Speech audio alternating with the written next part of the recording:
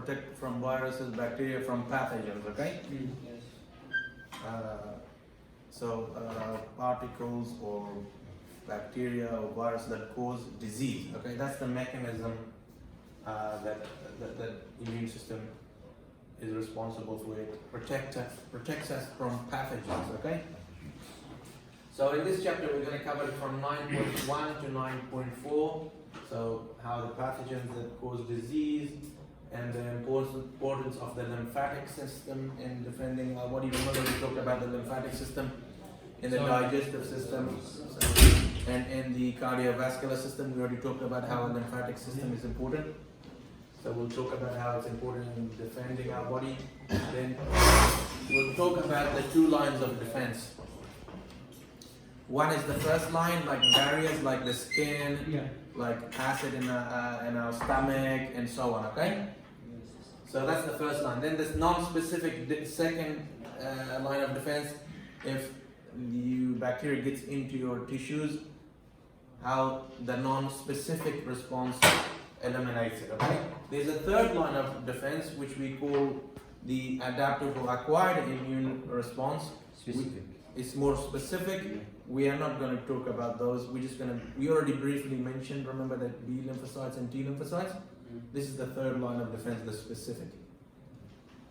Okay, so as before, the objectives is for your benefit. Come back to it and make sure after the chapter, ask yourself these questions so you can answer them. Alright, so as we said, the immune system is for defense against pathogens, against viruses, bacteria, parasites, even against cancer. Okay, so the immune system is important. So it consists of cells. We've already talked about some of the cells before. We call them the white blood cells. Remember? There's a list of them. There's granulocytes and agranulocytes. We talked about them before. There's different structures of the lymphatic system. Okay, we'll talk about the different organs of the lymphatic system, how they're important in defending against these pathogens. Okay, so the circulatory system is important. Remember, these white blood cells, they circulate in the circulatory system as well. Okay, as well as the lymphatic system.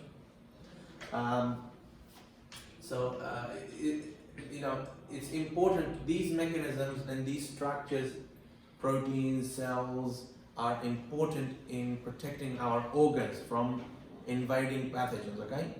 So they're always searching, the immune system is always looking out for us, if we get an invasion of a bacteria or a pathogen. So, how you got the coronavirus now going on? A lot of people who get it don't feel ill or don't die from it because the immune system protects them. Some of those people who have compromised immune system, or they're old, or they have diabetes, or have another condition, when the immune system is weaker, the virus can affect it. So the immune system is very important in defending against these, what we call foreign invaders, okay, foreign pathogens.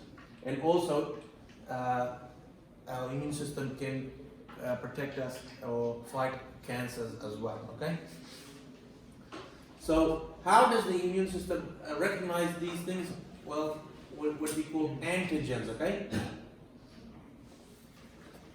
So these antigens are particles, okay, or parts of the pathogens that our immune system recognizes as non-self, okay?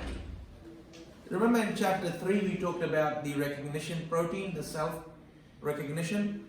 Every cell in our body has a self-recognition protein. Our immune system recognizes it and knows that this is our cell, not to attack it, okay? So how does it differentiate? How does it know that as a particular bacteria, a particular virus is not a part of us? Because these foreign particles, they have non-self antigens, okay? And our immune system recognizes that and attacks it, okay? What do you mean by non-self? So self means yourself, okay? Yeah. Non-self, not a part of you, okay? So viruses, parasites like worms, bacteria, they're not a part of you.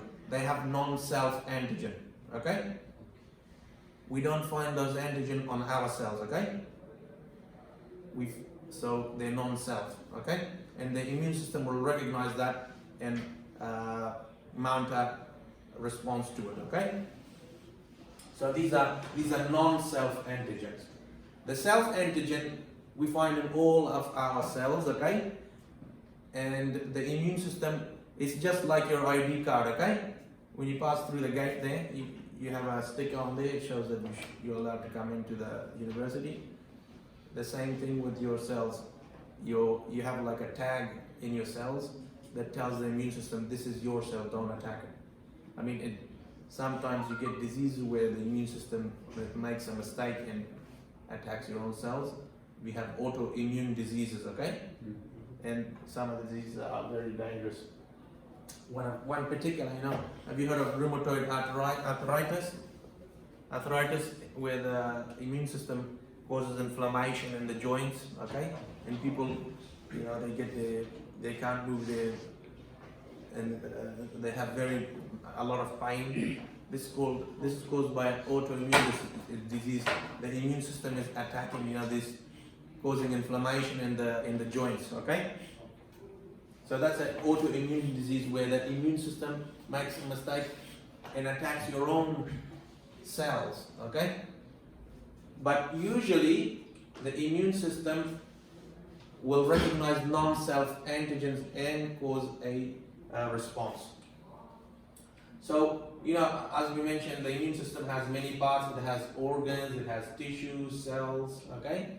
So we've already talked about the white blood cells. Remember the granular leukocytes and agranular from chapter 7. So these are a part of the immune system, the white blood cells, like basophils, xenophils, neutrophils, macrophages, monocytes, lymphocytes, okay? So we have the different white blood cells. We have the lymphatic system.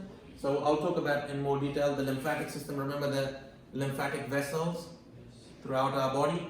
We talked about two of its functions before.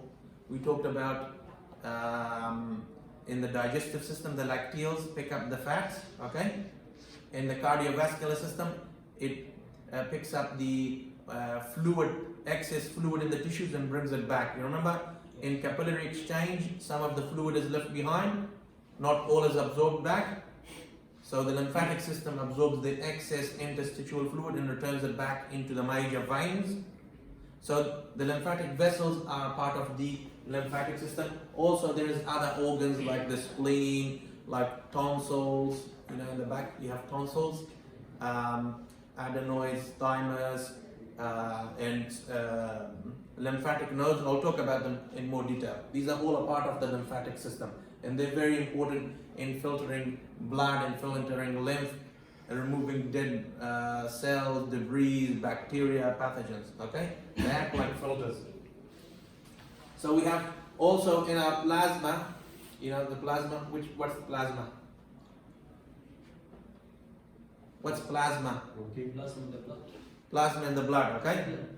Remember, the blood consists of 55% plasma, 45% cells. Okay? And so on. So, the plasma also has some proteins that defend against pathogens, okay? One type of proteins are complement proteins. These are made in the liver, and they help to defend against, for example, bacteria, okay? We'll talk about them tomorrow in more detail. There's other stuff that cells produce. Remember, we talked about antibodies, the globulins, gamma globulin. We talked about it in chapter 7. The antibodies, they recognize specific pathogens and alert the immune system and gives you defense against specific pathogens. So if you have an infection now, your body produces antibodies. So if you have the infection later on, it recognizes it immediately. So antibodies, these cytokines, these are also proteins that help the immune system to make your immune system more alert if you have an infection, to sometimes bring the cells to the site, okay? So cytokines help to heighten the immune response, make it more alert, brings white blood cells to where the infection is. Okay, so these are like messengers. Okay, interferons, and then these are also a type of protein. They help to destroy infected cells by viruses. Okay, so if a cell is infected by virus, it releases in this protein called interferon, and the other cells will come and destroy it. Okay, that cell, and also it alerts the nearby cells that there's a virus infected cell. It produces defense mechanisms to prevent that cell from getting infected. Okay, we'll talk in more details later on as well tomorrow about that. Then you have toxins. These are, for example, proteins or chemicals that kill bacteria, viruses, parasites, and whatever. Okay. So the body produces toxins. We'll talk about them as we go along. Okay. Any questions on that? We're going to talk in more details about all of these now. Okay. So just before that, just a few key terms here. Pathogens. A pathogen is any particle or agent that can cause disease. Okay. So the coronavirus is a pathogen. It's causing a disease. Okay. Salmonella is a bacteria that if you eat it in contaminated food, it causes food poisoning, maybe vomiting and diarrhea. This is a pathogen. Some worms in your gut, parasites that cause disease. These are pathogens, okay? So we have different types, we got bacteria like salmonella, we got fungi, okay, like candida or some other, sometimes you get infection of the skin, these white patches you get. This is a fungus, okay? This is a fungal infection. You get parasites like worms, okay? So these in your gut, sometimes, if you eat contaminated food or you drink contaminated water, you can get parasites in your stomach. There's so many in there sometimes that you can't get the nutrition from the food. You become malnutrition. So dangerous.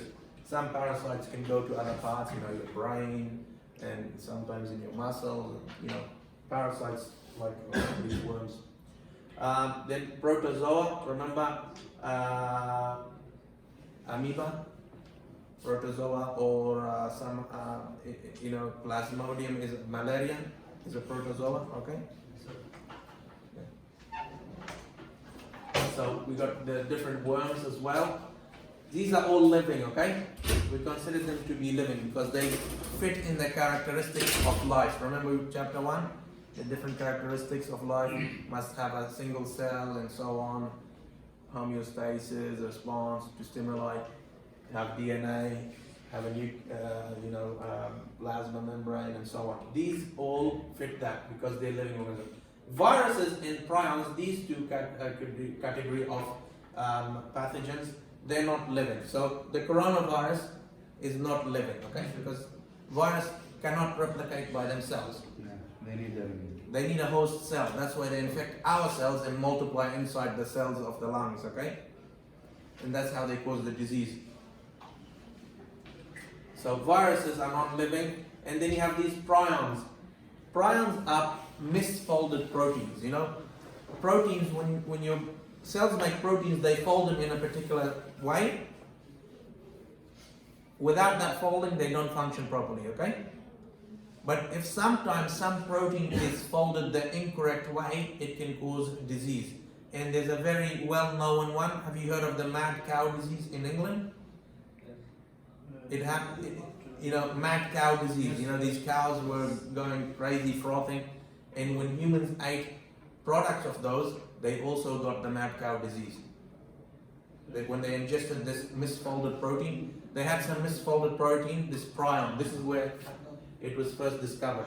So, if you do a bit of homework, okay, look up these prions and you'll know the mad cow disease that was caused in cows in England, in the UK, is because of these misfolded proteins, these infectious proteins and it caused, if you look at some of the videos on YouTube, the cows, they can't balance themselves, they fall on the ground, they're frothing from the mouth, and humans, when they consume some of these, also it transmitted to humans, Oh.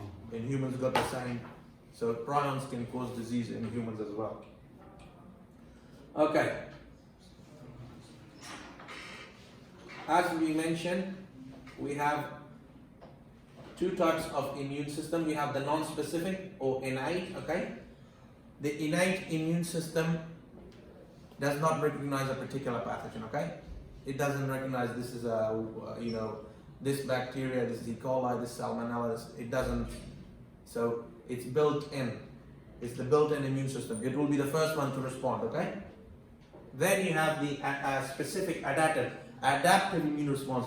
We develop this through as we age, okay? As we get exposed to different pathogens, our adaptive specific immune response develops.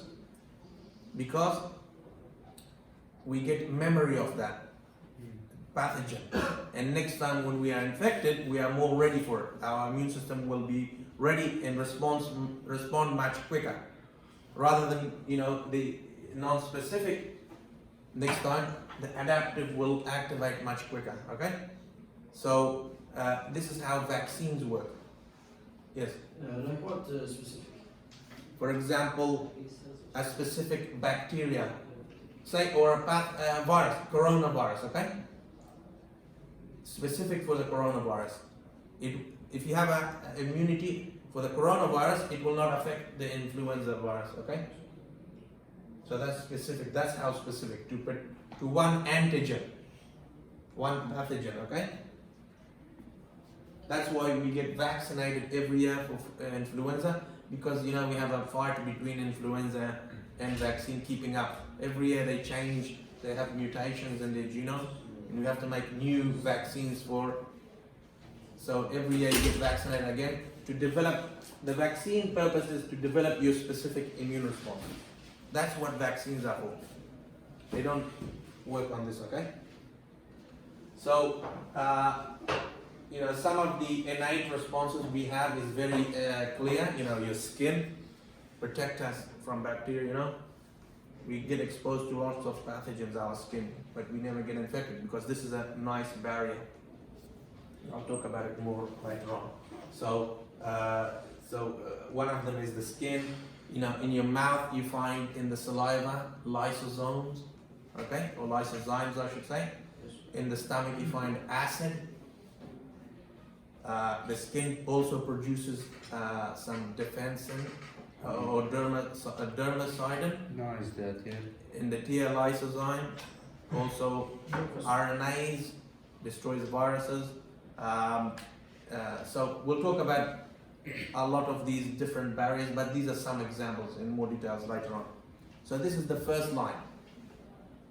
It's like if this is breached, then we get into the second line, okay? This, we talked about the complement proteins. These are proteins in our blood. They become activated once exposed to the pathogen. Normally, complement proteins are not active, okay? Because if there's no infection, we don't want them activated. It can cause damage to our own cells. So normally they're inactive. When you get an infection from bacteria, it activates these complements, and they go and attach to bacteria, sometimes directly destroying it, making holes in the bacterial cell wall and killing it. Sometimes it will activate other cells to come and destroy the cells, the infected cells.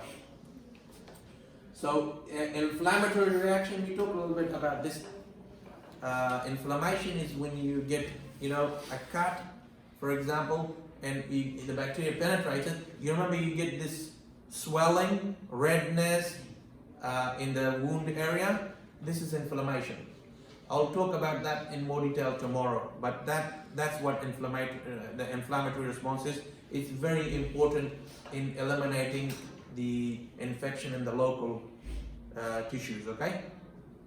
So inflammation is an important reaction to pathogens, and that's the second line. These are all non-specific, okay? And then you got the natural killer cells. These natural killer cells, they they destroy either cancer cells or virus infected cells. Okay? So if a cell is infected with a virus, these natural killer cells will come and attack it. Or if it's a cancer cell. And then phagocytosis, we have different type of, the neutrophils, the macrophages. These cells are phagocytic. They engulf infected cells and bring them in and destroy them. Okay? So these are all non-specific. They don't recognize a specific pathogen. After you have this, for the first time you see a pathogen, you will have this reaction, and then also your body will acquire the specific response to this pathogen in that first round, okay, that you have the infection. And this is, so you have, your body has a memory of this pathogen, so next time if you get attacked, the response can be much quicker, okay? So, this specific recognizes and removes the foreign cell antigen, okay? And we have cell mediated, so these are the T lymphocytes. These T lymphocytes directly kill pathogens, okay? Or we have the antibody mediated response, which is the B lymphocytes. They produce antibodies that recognize specific pathogens and cause an immune response. So T cells directly, the cells themselves attack the pathogen or the infected cell. The B cells don't attack it. They produce antibodies against the antigen. Okay, and the antibodies then alert other cells that come and destroy this. So antibodies will attach to the pathogen and tag it for destruction, or it'll alert other cells that will come and kill this pathogen or infected cell. And this is all we are going to study in our chapter about the third line of defense. We're not going to go into detail how these works. It's more complicated and intricate. You probably learn that in immunology later on in your studies, okay? Because you'll have to take a subject called immunology to study this in more depth. But we're not going to do that because we only have 2 hours to study this. Okay. Alright, so let's have a look at the lymphatic system. We already talked about the lymphatic system before, and in the digestive system, remember, it transports the fats and fat-soluble vitamins.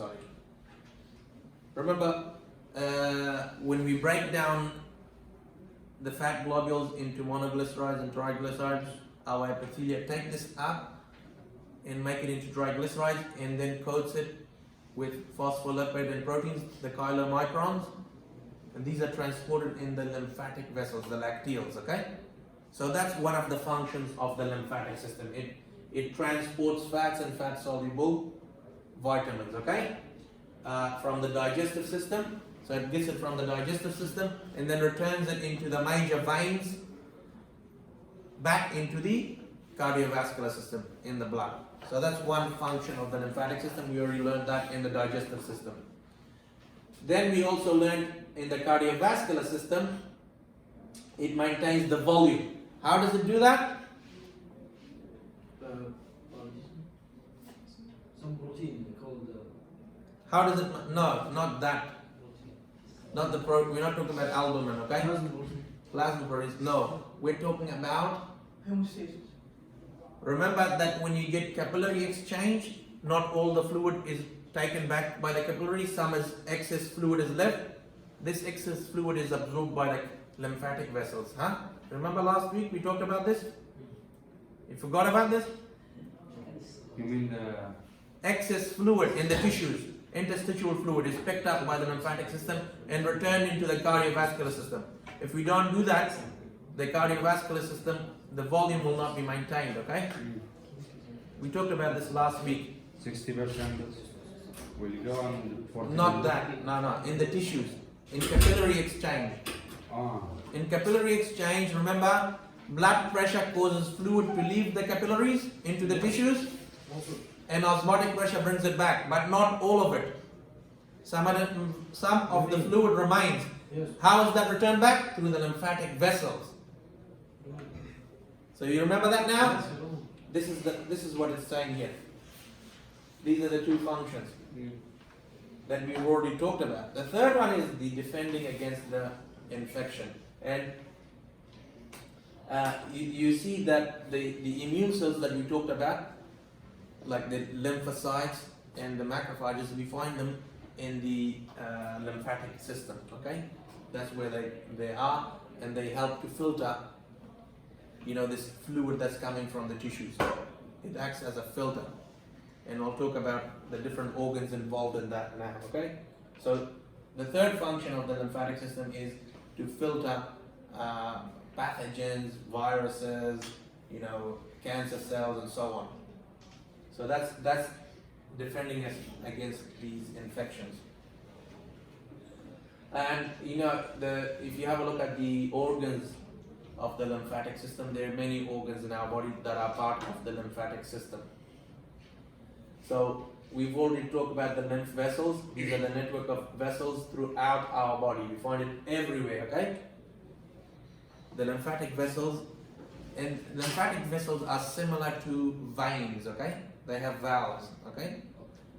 And we find it throughout our body. Between these lymphatic vessels, we find these lymph nodes, okay?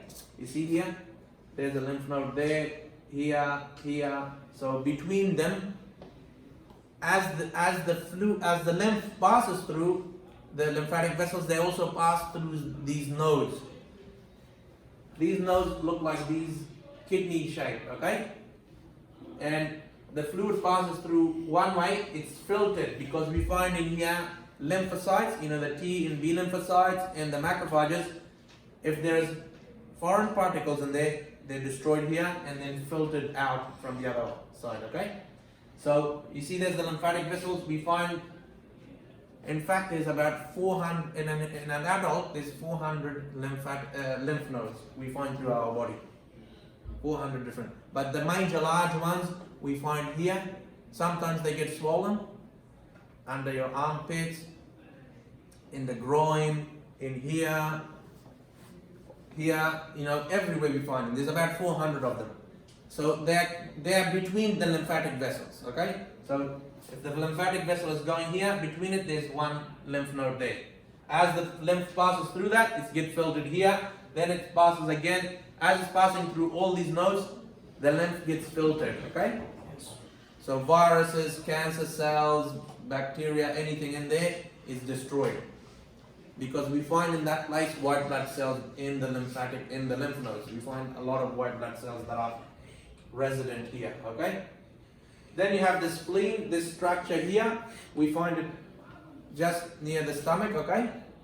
This is very important because it helps to filter blood, and also it contains, it helps to store blood and filter. Sometimes we talked about it, it destroys damaged blood cells, red blood cells. It also contains white blood cells that destroy any pathogens in our blood, okay? So the spleen is very important, acting as a filter as well for the blood. So the lymph nodes act as a filter for the lymph. The spleen acts as a filter for the blood. Again. So the Lymph spleen nodes. it acts as a filter for the blood. Yes. Lymph nodes, filter of the Lymph. lymph. Yes. And the spleen filters the blood, okay? This thymus gland, we find this right here. This is where the T lymphocytes mature over time. It's more active during the infant stage, when you're a baby up to about 5 years old. And then the function of that disappears when you become a teenager, okay? It's replaced with fat tissue. It degenerates because it's completed its function of maturing the T cells, okay? Some T cells become mature here in the thymus, this gland. The tonsils, when you get infection, the doctor opens it and tells you, he looks at your tonsil on both sides. They're important in filtering air and food from foreign particles, okay? They're part of the lymphatic system. Adenoids, We find them in the nasal cavity, okay, on the roof. These are also active during the early childhood stages, and once your other immune system develops, they disappear. Because initially, when you're born, after you're an infant, your immune system is not strong, so they help to filter the air as you breathe in. Okay, as you develop your immune system and become stronger, these adenoids, they disappear. Okay, so they're located here. Okay, and the tonsils are here. So these are the adenoids. They disappear with age when your immune system becomes much stronger. So when you're young, you have these adenoids, but they disappear later on.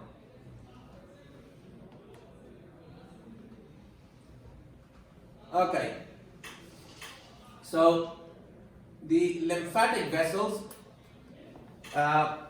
pick up the lymph. Lymph, we said, is similar to plasma, but it doesn't have the proteins, okay? Red blood cells and proteins, because it's picked up from the interstitial fluid that is left behind from the capillary exchange. So lymph is basically what's transported in the lymphatic vessels, okay? So there are a network.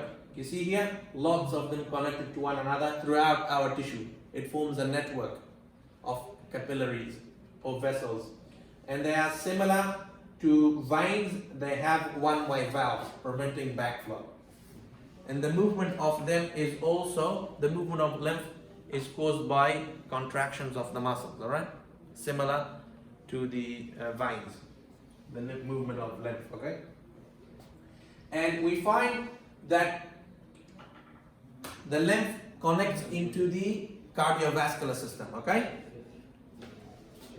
the cardiovascular system, we have what we call two veins coming from your left and right arm. One is called the right subclavian vein, returns blood into the superior vena cava, and then another vein, the left subclavian vein, drains into the superior vena cava. Okay, both of them drain, but the lymphatic vessels, okay, are connected to these veins. So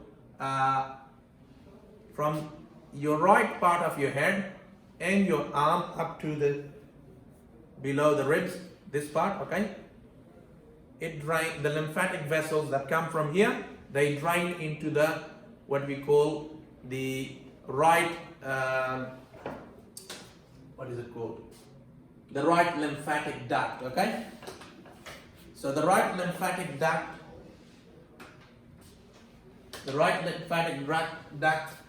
drains the lymph from this region. Okay,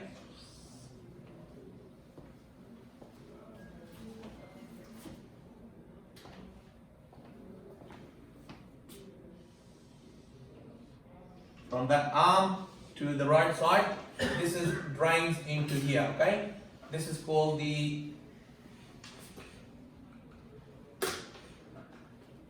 this right lymphatic duct. Okay,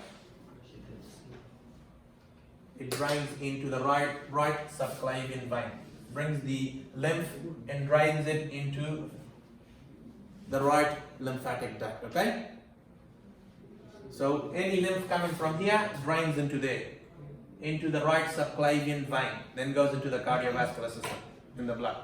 The rest of the body, it drains into here, The left. into the thoracic duct. Okay, which is the left subclavian vein. Okay, so the thoracic duct, Where is the position for the thoracic duct? here. So this is that's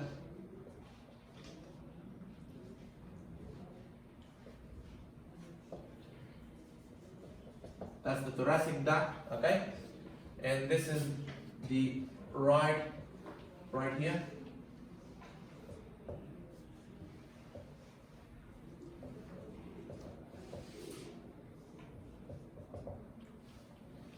So you see these blue veins, and then it comes into the superior vena cava.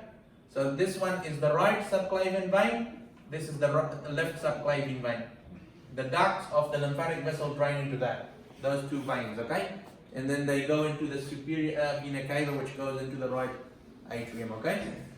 So that's how lymph is drained into the cardiovascular system. So here, the rest of the body, okay?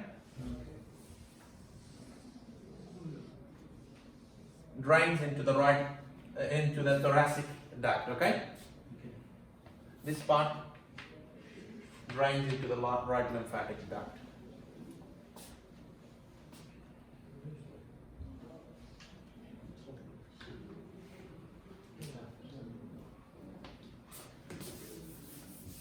And as I mentioned, the lymphatic vessels closely resemble the veins. So they have the one-way valves. So if you have a look at they have these valves. So flow goes in one direction. If it comes the other way, it closes. Okay. So they have valves, the lymphatic vessels, to prevent backflow.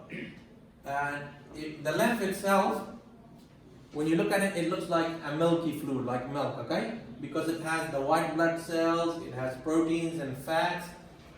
And if you have an infection sometimes, if you're infected by a pathogen, it will also contain bacteria or viruses. Because as they flow through the lymph, they get filtered in the lymph nodes, okay?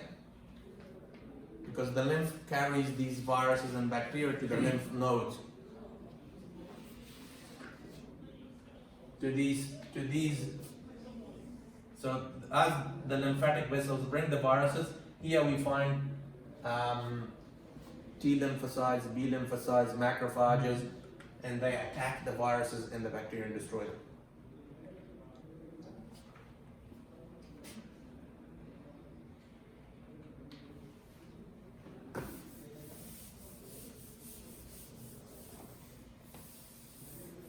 So the lymph nodes are very important because they act to clean the lymph. So, you know, if you have bacteria, viruses, even cancer cells can pass through them and they can destroy it. So you find it between, so intervals, it means along, you know, you have a duct, you have a vessel, then you find many vessels connect into this, and then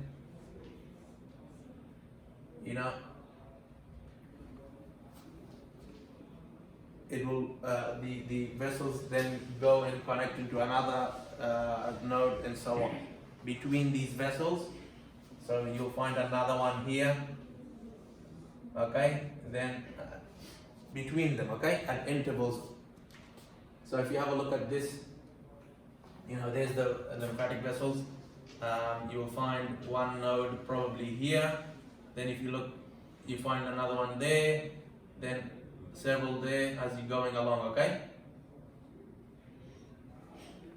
So between the lymphatic vessels, you find these lymph nodes. The adults have 400. An adult has about approximately 400 everywhere in the body of these lymph nodes. Yes. So if they become more than 500, what's the dangers of the body becoming one? They're not dangerous for the body. They actually help us to clean the lymph nodes. Filtering the lymph. They're filtering the lymph. That's their function. They're very important. Sometimes they get swollen, and people with cancer, the doctors can detect if you have different stages of cancer by looking at the lymph. In different stages of cancer, the lymph can get swollen because it's killing the cancer cells, and they move to the lymphatic nodes, okay? So they're very important. Usually we have large ones under our armpit. Somewhere here, there's large ones. And here you find some,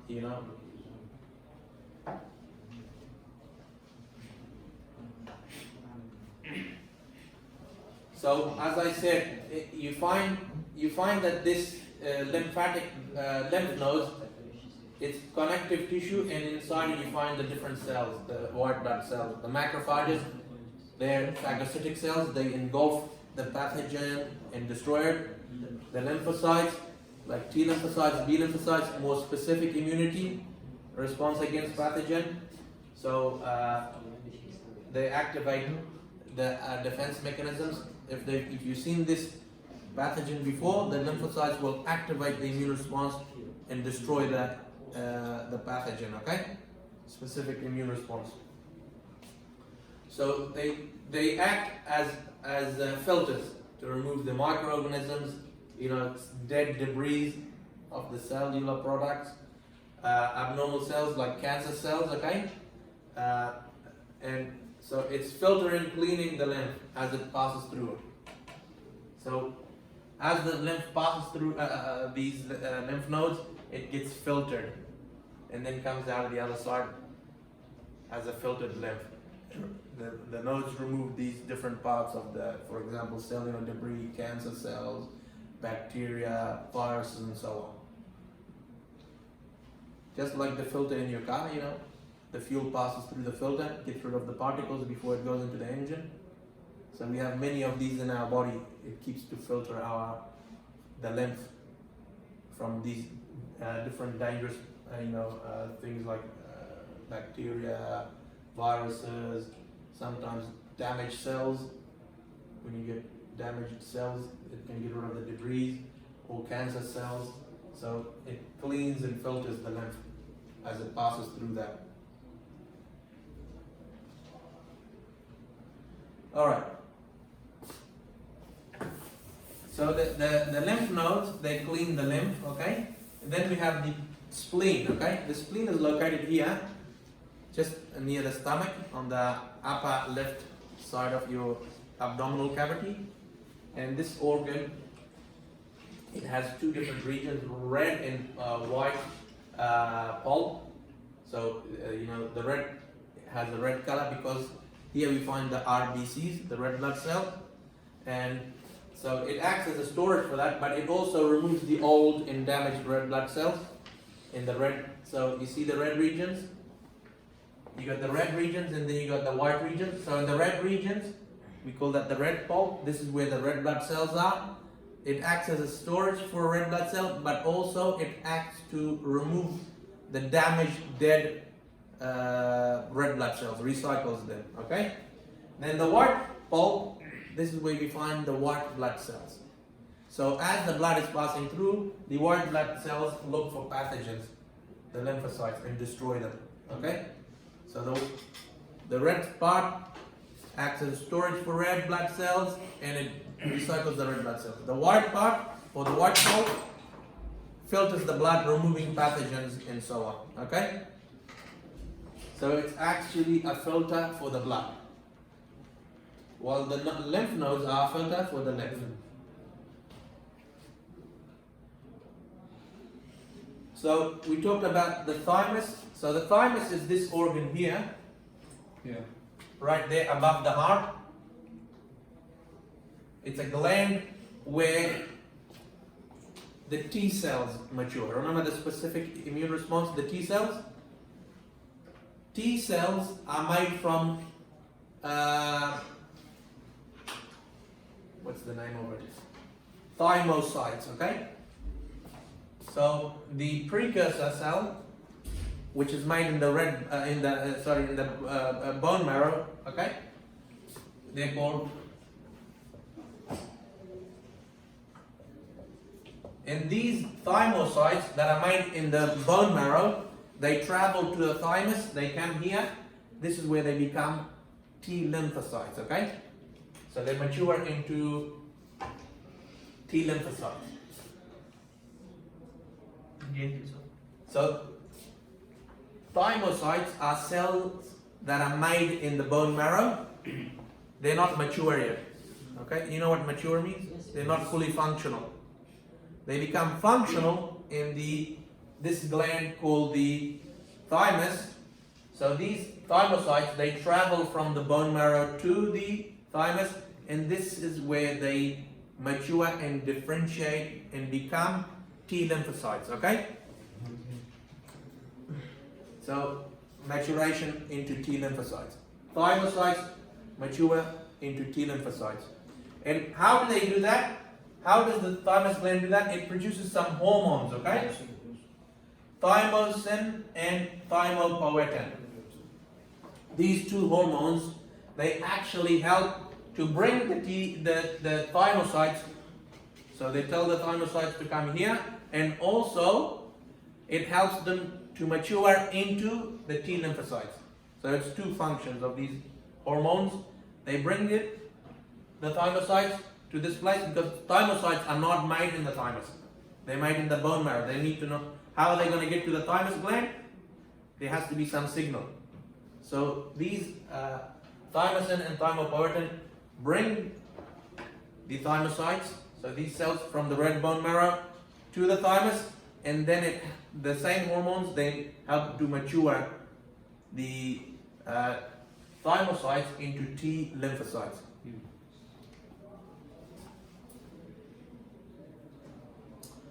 We'll finish this slide and we'll call it a day, okay?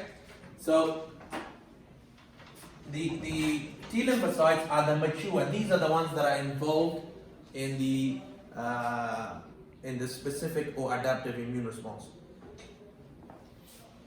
You know what's happening here is that we're getting two types of selection, what we call positive and negative selection. When the T lymphocytes mature here, your body creates selection against self-antigens, okay? If any of the T lymphocytes react with your antigens, they're removed, they're destroyed, because that will cause the T lymphocytes to attack your own body, okay? And then there is another selection where if T lymphocytes recognize your self-antigen, okay, or not. If the T lymphocyte recognizes the self-antigen, they stay. If they don't recognize the self-antigen, they're destroyed. Because otherwise they will not recognize your own cells. So there's two types of selection. Most of these thymocytes that come here, when they mature, they're destroyed. Only the ones that pass the selection and become mature, stay. Because if T lymphocytes recognize your body, the ones that recognize your own body as foreign, and if they stay in your body, it'll damage your own cells, okay? So in this maturation step, a lot of the T lymphocytes are destroyed. Only the ones that recognize your cells as self, and they recognize your antigens as self and don't attack your cells, they remain. The rest, destroyed. And this happens in the 5 years, you know, when you're the most active during the childhood years, okay? And as you get older, this gland disappears. It turns into fat. It atrophies. It means it degenerates. When this word atrophy means it loses its function, okay? Becomes functionless with age. So atrophy, this word means it loses its function. Yes? You asking a question? Were you asking a question? Yes. What happens in the body if most of the phemocytes become T lymphocytes? Well, that's right if they become T lymphocytes. But what is the problem is if those T lymphocytes have recognized your cells as foreign. This is where the problem comes. So the selection in the thymus is to destroy those cells, okay? Cells that will recognize your body as foreign, they're destroyed. Cells that don't recognize your body as foreign, they're kept, okay? They become mature. This is the selection that is going on here. Without this selection, this is very vital for your immunity, this selection. You can become immunodeficient if this doesn't happen. So, you know, the cells can convert into T lymphocytes, but if they recognize, the ones that recognize your cells as foreign, they're destroyed. And we're not going to go into the details of that happens because it's more complex. Maybe you will learn that when you learn about the immune system, okay, later on, with specific subjects.